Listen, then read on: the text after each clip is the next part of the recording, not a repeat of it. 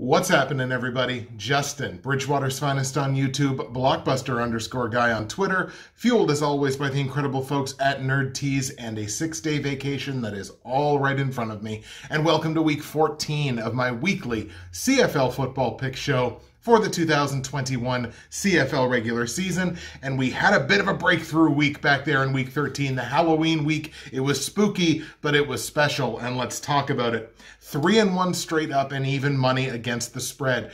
And we went 3-1 on the totals as well.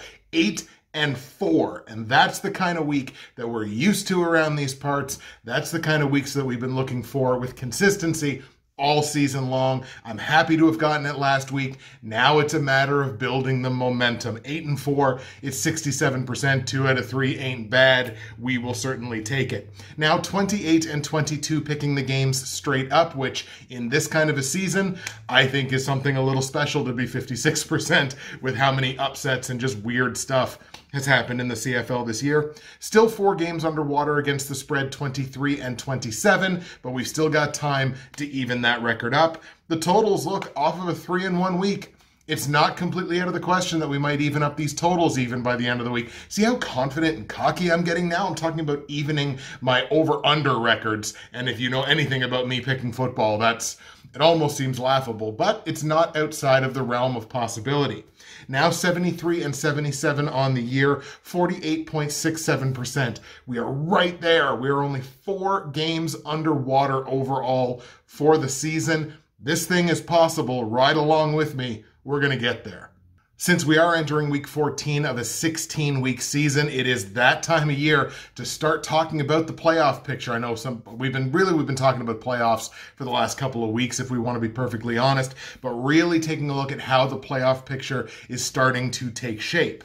In the East, we've got the Toronto Argos, who are the only team in the East Division right now that is guaranteed to be going to the playoffs. They're 7-4, 4-2 against other East teams. You got Hamilton and Montreal both at 6-5. Hamilton holding the tiebreaker right there. If the playoffs started today, Montreal would travel to Hammer for that game in the East semifinal.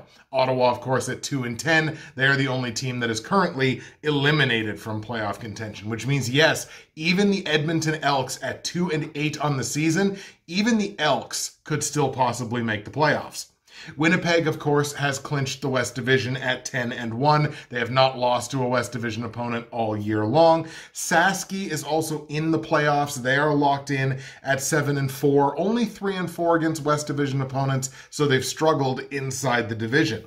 Calgary currently holds on to that number 3 spot in the West Division at 6-6. They're on the bye this week, even money against the West Division. BC and Edmonton are currently on the outside looking in, but again, nobody in the West Division has been eliminated yet. BC now 2 full games back, however, of a potential crossover situation. So they've really got to start looking at things like we might not be able to catch Calgary, but we might be able to catch Montreal. In CFL Fantasy, you'll remember I've been kind of bouncing between 17th and 18th place in the official Atlantic Schooners CFL Fantasy Football League, but I wanted to kind of look at the larger picture here as well. In terms of all players playing CFL Fantasy this year, I am 1,034th, which has me inside the top 11 percentile. So I'm inside of, a pretty decent company there in terms of CFL Fantasy. My goal for the end of the year is to hit the top 800. And you might think, my God, you got to jump like 200 plus spots. I only trail that by 16 points. So very, very, very tight, obviously, kind of in that percentile. 16 points is really not that much to catch up on. So we want to kick things off with a very good week this week. Back in week 13, I brought in 75 points. That was okay. I'd like to do a little bit better, but we'll take 75. 993 points overall, again, has me in that 1,034th position overall. My week 13 MVP, Calgary running back Kadeem Carey. No surprises there. 16 carries for $103 and a touchdown on the ground. Heading into their bye week, he added 4 catches for 13 yards. Was good for 21.6 fantasy points. Kadeem is my MVP from week 13. And the week 14 CFL fantasy lineup is right in front of your eyes right now, and we are loading up on Hamilton Ticats taking on the BC Lions. That game is in Hamilton. We are stacking Jeremiah Masoli with Jalen Acklin and Dunbar as well. So we're stacking Masoli with two of his significant receiving options, as he will likely not have Braylon Addison this week. We're also going with Don Jackson. He's going to be getting the start at running back. He's in my flex position. I obviously could have put him in running back, but I wanted to make sure that Don Jackson was in the lineup. I think Hamilton is going to be able to take advantage of a really weak Lions defense this week. Speaking of running back, we're going with John White, and that's because DJ Foster popped up on the Argos injury list from their practice reports. He was a full participant 2 days ago, and yesterday did not participate at all. He's dealing with an ankle injury. Especially if he's not playing there, John White is going to get the vast majority of the carries in the backfield. So I feel like he's a strong fantasy play for me this week. Relatively inexpensive as well compared to the top end running backs. Walter Fletcher will be getting the start for the Edmonton Elks at running back. James Wilder not expected to play at all, or if he does dress, will certainly be a backup. Fletcher getting his first CFL start. And he was really inexpensive, I think $3,500. So that was just a ton of market value for me to grab him at the fantasy position. They've got to match up against the Riders. The Riders' defense has been really good lately, but based on volume and the low cost, I don't even need him to hit 10 points overall to be worth the money spent on him. I think it was a smart play. That's my lineup for Week 14. But enough about me, let's get to the games. The Week 14 lineup of games does not include the Calgary Stampeders. They are on their natural bye this week. We've got the Lions in Hamilton taking on the Ticats. We've got Saskatchewan in Edmonton taking on the Elks. The Argos are going to be in Ottawa taking on the REDBLACKS. That is the REDBLACKS' last home game of the season. And we've got Montreal in Winnipeg taking on the Blue Bombers with a ton of question marks, obviously, about who's going to be playing for Winnipeg. Let's start in Hamilton with that Lions-Ticats matchup. The Lions now losers of 5 straight games, sitting at 4-7 on the season. On the tail end of back-to-back road games, this is their 3rd straight road game for the Lions. They were losers in Toronto last week by 2 points in overtime, 31-29. And who'd have thunk it, after a complete power outage for basically the month that Lucky Whitehead was gone, Lucky Whitehead comes back. Look at that, the Lions know how to score again. Certainly doesn't fix the way they play football games, but at least the offense can score now. And that is the Lucky Whitehead effect. It's not because he made a massive impact himself. I think he caught 2 balls for 20 yards. But the fact that he is out there means you have to account for him on every single play. Makes that Lions offense way more dangerous. The Lions are probably the most frustrating team in the league for me, because even when their defense plays well, which they did in that game against Toronto, they only gave up 290 total yards despite the fact that they lost. They had an interception. They had 6 pass knockdowns. They were looking like that really hyperactive Lions secondary that looked really good in the middle of the season and then completely fell apart. They still lose time of possession massively, and they give up 31 points. So they're not putting their defense in a position to be able to impact the game. Let's not, before we even talk about winning or losing, just to have an impact on the game, the way the Lions manage the clock when they have the football, they're not putting their team in a position to win. Like I mentioned off the top, the Lions are not yet eliminated from playoff contention. They basically need to win out if they want to be in that crossover conversation, or maybe even catch the Calgary Stampeders if the Stamps struggle the rest of the way for that 3rd spot in the West. They're not eliminated, but they got a tough schedule ahead of them. The Hamilton Ticats now sit at 6-5, winners of 2 straight games. They won in Edmonton big last week, 39-23, so a very comfortable win for them.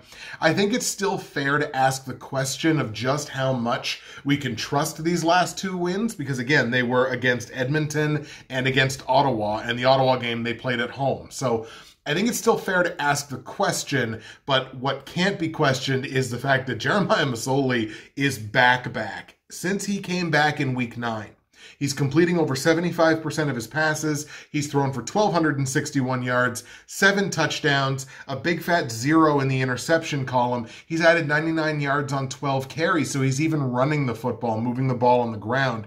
Jeremiah Masoli is back, and he's showing why he is one of the elite quarterbacks in this league. For the Ticats, they do have big playoff implications in this game. Certainly not a game they're going to take lightly because of the competition. They clinch the playoffs with either a win or with a tie.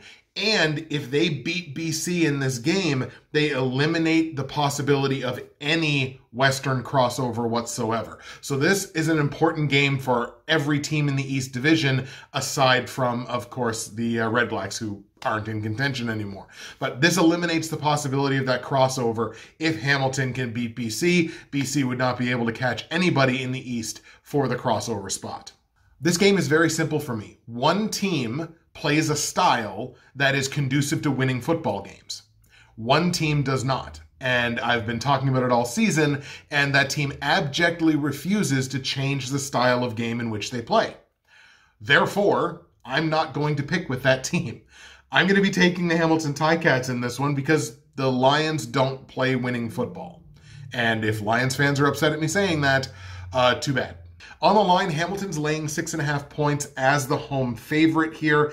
I think I'm going to go ahead and lay that too. I see this as a two-possession football game. Hamilton 6-3-1 against the spread in their last 10, even though the Lions are 5-1 against the spread away from home. They've done very well. One of the few areas this year that they've done exceedingly well is against those spreads when they're away from home. 5-1 in 6 games. I'm going against that. I'm going to lean on Hamilton's trend season long, especially over the last 10 games. I'm going to lay the points on the Ticats.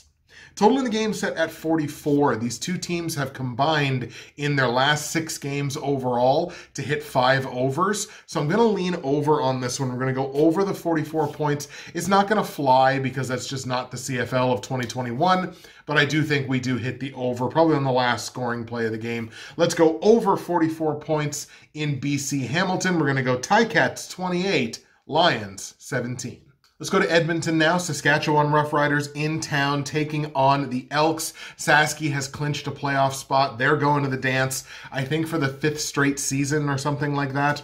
They are 7-4 on the season, winners of 2 straight games. They are also, like BC, who we just talked about, on the tail end of back-to-back-to-back road games, and the rest of this video will be on the tail end of that freezer just kicking on. Sorry about that.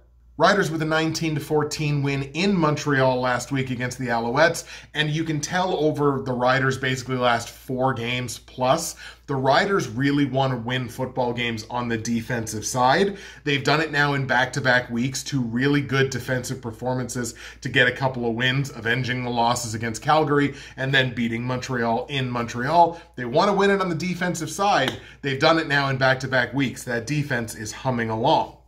Kyron Moore, of note, not practicing this week for the Riders. He's dealing with a knee injury. As far as I'm concerned, that's going to open up more looks in the passing game for your Kyan Schaefer-Bakers, your Braden Laniuses, probably William Powell as well. I think that's just going to open up more looks for kind of the underneath guys for the Riders. Kind of sucks that we're probably not going to see Kyron Moore in this game, but it does open up opportunity across the board. Obviously, the Riders cannot win their division anymore. Winnipeg has clinched the West Division. They will host the West Final. But what Saskatchewan can do is continue playing towards getting that home playoff game in the West semifinal. Wins are still important for this Riders team, even though they know one way or the other they're going to the playoffs. They're not giving stuff up yet. They can still win or lose home field advantage based on what happens this week and in the next couple of weeks upcoming. The Edmonton Elks are losers of 6 consecutive games, sitting at 2-8 on the season. They get to be at home this week. They were home last week, losing a 16-point decision against the Hamilton Ticats, which we talked about a little bit. Obviously not nearly as in doubt this game as the Winnipeg game prior. Like, again, Edmonton was right there with Winnipeg basically till the midpoint of the 4th quarter. This game was basically fait accompli by halftime. Hamilton was just playing the better football team. Starts at the quarterback position. Taylor Cornelius is going to get another start in this game. We kind of thought with Arbuckle coming over, Arbuckle signing the extension through next year, obviously to be Edmonton's QB1 moving forward. Cornelius still going to get the start this week. Probably going to be without Greg Ellingson because he's not practicing. And like I mentioned before, it's going to be without James Wilder because he's not practicing either. So an already questionable Elks offense getting a lot worse by losing 2 of its biggest pieces. Again, it's baffling to me when I found out today that Edmonton's not eliminated from playoff contention yet. So basically, they have to win out and get a ton of help in tiebreaker scenarios. But mathematically, the Edmonton Elks are technically still alive. So playoff push begins now? That is tongue-in-cheek, obviously. A. Taylor Cornelius-led Edmonton Elks team without James Wilder and without Greg Ellingson. Sign me up for the Riders. So we are definitely on Saskatchewan in this game. I like Sasky to go into Edmonton, get the win over the Elks. On the line, the Elks are taking 6.5 points as the home dog here. I'm going to lay the points on the Riders. It's a tough lay given the Riders' results over the last few weeks because they're playing such low-scoring defensive games that the concept of them covering a full touchdown almost, it's a tough one. It's not an easy number to lay. Edmonton has only covered against the spread one time in 6 games at home this year. So I'm going to lean on Edmonton's inability to cover a number versus Sasky's ability to cover a number. Maybe that's playing with fire, but I am going to lay the 6.5 points on Saskatchewan. Total in the game set at 46. It's tied for the biggest total of the week, and that makes absolutely no sense to me whatsoever. Offensive injuries for Edmonton, solid defensive play for Saskatchewan. These two teams have only combined to hit 1 over since the month of September, so we are under this number in a big bad way. Under 46 points in Saskatchewan. Edmonton, let's go Riders, 21. Elks, I'm going to give them 10. But let that touchdown be a Walter Fletcher rushing touchdown, just for the sake of my fantasy team, please.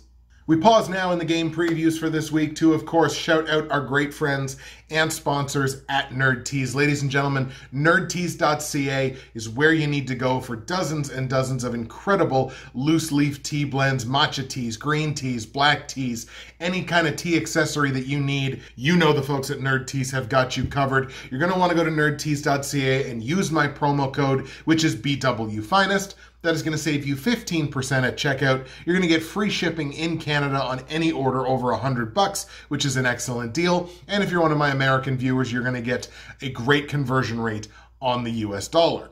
Now, today's blend is helping me out with a little nagging cough that I've been dealing with for a couple of days.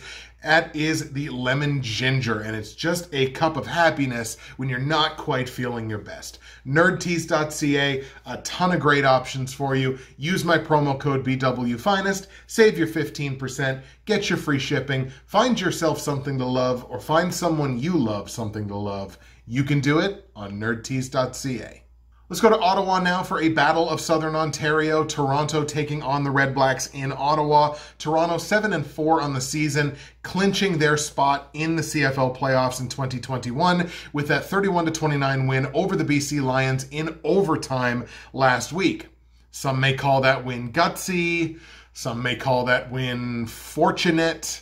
No matter what you call it, a win's a win. In saying that, it was kind of an ugly one. The Argos blowing 10-point leads and 6-point leads in that game and had to really rely on BC's kicker missing all 3 of his field goal attempts just to send the game into overtime, and then in overtime getting a fortunate defensive pass interference call in the end zone, which put them on the 1-yard line where they scored their touchdown. They got their 2-point conversion. BC matched it, but they could not get the 2-pointer. Toronto comes up with the win, but they were pretty darn fortunate, I think, to walk away with a victory in that game. Not that they played poorly. The offense could have certainly done more. MBT was not at his best.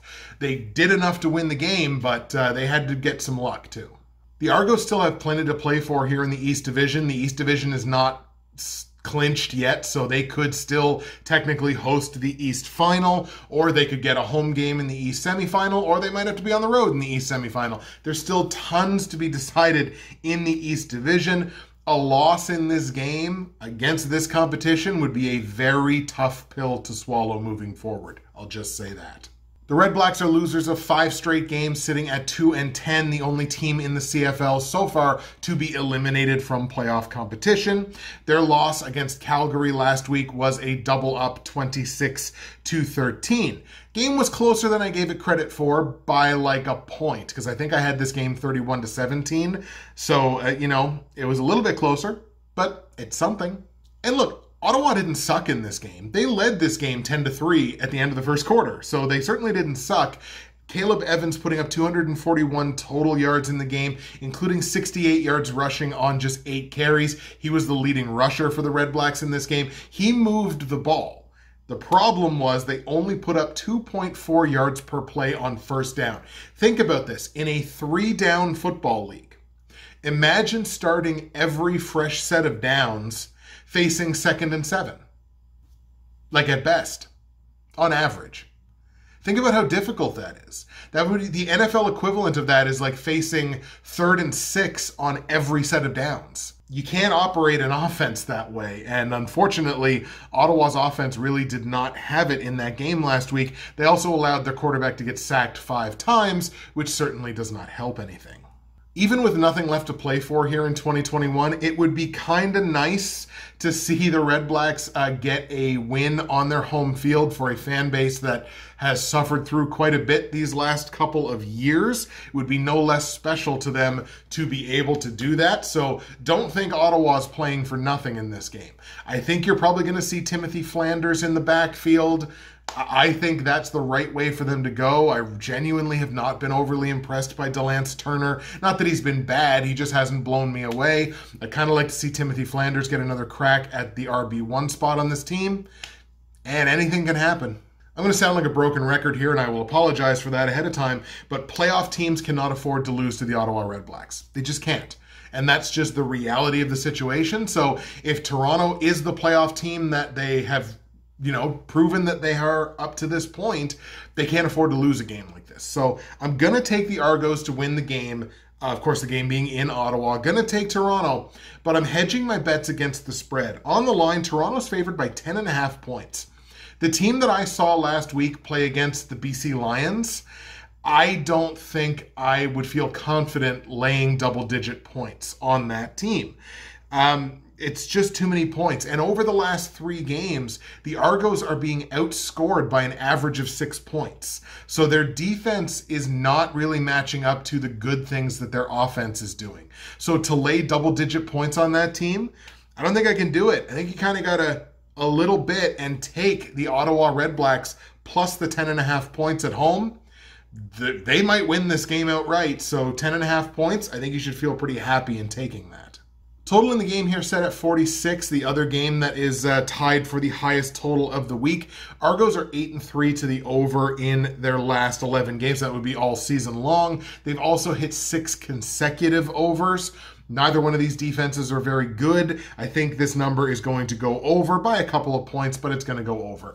Over 46 points in Toronto, Ottawa. Let's go Argos 27, REDBLACKS 21. So Argos win, but REDBLACKS cover. And the last game we're going to look at sees the Winnipeg Blue Bombers at home taking on the Montreal Alouettes. And once again, big question marks as to who's actually going to be playing for Winnipeg. But we'll start with the road team as always. Montreal's record dropping to 6-5 with that loss last week, 19-14 at the hands of the Riders. That was after 4 straight wins for the Alouettes, so I gotta believe that's kind of just a bump in the road. They got got by a really good defense, and sometimes that is going to happen. Question marks at the quarterback position for Montreal. Matt Shiltz is not practicing right now. Obviously, he did not finish the game last week. Trevor Harris came in and finished the game in the fourth quarter. He came in with them down 10. He completed 12 of his 15 passes for $123 and a touchdown. He was throwing at a 500-yard pace in that fourth quarter, and he could have potentially led a comeback. He did make a couple of costly mistakes, holding onto the ball a little too long, getting sacked a couple of times on third down. That's a couple of turnovers on downs. That's the difference potentially in that football game in the fourth quarter. But Trevor Harris came in and played impressive football. I got to believe he gets the start this week with Shiltz not practicing. And now, if you're Montreal, you got to be pretty confident. You got to feel pretty good about the idea that you're heading to the playoffs. If Montreal wins or BC loses, Montreal's going to the playoffs. The question is, if they get there, who's the QB1? Vernon Adams is going to be healthy before you know it. You got Matt Shiltz, who I think throws the ball exceptionally well. Matt Shiltz ticks all the boxes for me to be a starting quarterback in this league. And then now you've got Trevor Harris. It's great to have depth at the position, but who's your guy? Now, for the Winnipeg Blue Bombers, who of course have clinched their playoff spot, have clinched the West Division at 10-1, winners of 8 consecutive games and coming off of their bye, so they'll be well rested in this one. They clobbered the Lions 45-0 back in Week 12. I'm not sure what insightful analysis you'd like me to glean from a 45-0 beatdown, but there it is. Obviously, they were dominant in every facet of the game against a BC Lions team that didn't have Lucky Whitehead back, but still should have been able to score a point, something, somewhere. They even went 3 of 4 on third down, and the one third down that they didn't convert was a botched snap. They had 14 points or more in 3 of the 4 quarters in that game. Just absolutely dominant showing. A lot of the conversation around the Bombers right now is whether or not they're going to rest some starters.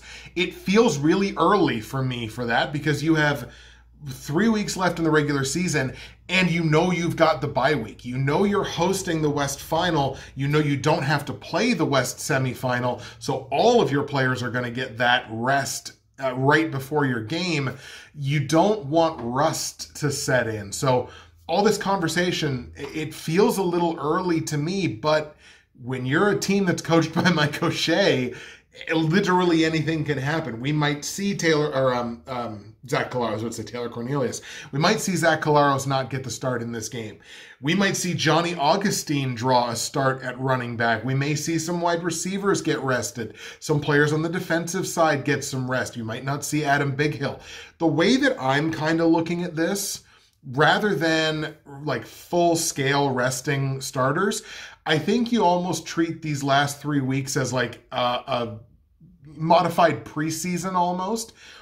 Get your starters in there, have them play the first half, and then sit them for the second half just to get the reps in there, keep their preparation the same, don't get them out of the winning habits that they've developed, obviously, over the course of the last 8 weeks and last 8 consecutive wins. So obviously in this game, you have to keep a close eye on who's playing and what happens ahead of them, because let's say BC beats Hamilton and keeps themselves alive for a potential crossover. That gives Montreal all the more reason to play this game hard. Let's say that happens and Toronto loses to Ottawa. Now the East Division is right there for the taking, makes Montreal want to play that much harder. I am going to reserve the right to change this pick. I'm going to say that right now because with the playoffs looming, weird stuff happens, anything can happen. I'm reserving the right to change this pick. However, right now, I'm going to take the Bombers to win the game, but I'm going to take Montreal against the spread. And the reason for that is Winnipeg is still laying 12.5 points. I get that they're at home. Their defense has been unstoppable at home this year. I think they're giving up less than 10 points a game at home. So I understand all that, but Winnipeg does not have to blow Montreal out by 2 touchdowns in this game. They don't have to. I don't think they have any motivation to do that whatsoever. Aside from the idea that, like, analytically, this is like the Grey Cup that's the most likely to happen is Winnipeg and Montreal. But even so, there's no motivation for Winnipeg to put on a 45-0 clinic like they did in their previous game. Total in this game is set at 45 points. This is a real coin flip for me because it landed like right on this number when I was trying to cap it. But I'm going to lean on the fact that these two teams have only hit 7 of 22 overs combined this year. And I'm going to grab the under in this one. We're going to stay under 45 points in Winnipeg, Montreal. I'm going to go Bombers 27, Montreal 17. Once again, I completely reserve the right to change my pick on this game prior to kickoff, and if I do, it'll be in the pinned comment below. But right now, I'm still going to take the Bombers, but I'm going to take Montreal against the spread. There you go, folks. The picks are in for Week 14 of CFL action. We'll go over them here with you one more time. I've got Hamilton at home beating the BC Lions. Hamilton covering -6.5 against the spread in a game that goes over 44 points. I've got the Saskatchewan Roughriders in Edmonton beating the Elks, and I'm going to lay the 6.5 points on the Riders in a game that stays under 46. I've got Toronto traveling to Ottawa, beating the REDBLACKS, but I'm hedging my bets and taking the REDBLACKS plus the 10.5 points against the spread in a game that goes over the 46 points. And I've got the Winnipeg Blue Bombers at home beating the Montreal Alouettes. I'm hedging my bets, taking the Als plus 12.5 against the spread in a game that stays under 45 points and reserving the right to potentially change my pick in that game based on what happens beforehand. Ladies and gentlemen, the Week 14 picks are now in. The episode is in the books. Thank you once again, as always, so much for taking the time to watch the episode and supporting the CFL. It means a great deal to me. I love this league very much. That's it for me. Justin, Bridgewater's Finest on YouTube, Blockbuster_guy on Twitter, fueled as always by the incredible folks at Nerd Tees. Enjoy the games in Week 14. We'll see you again for Week 15, where right now there's only 3, but it becomes 2 weeks left in the CFL season.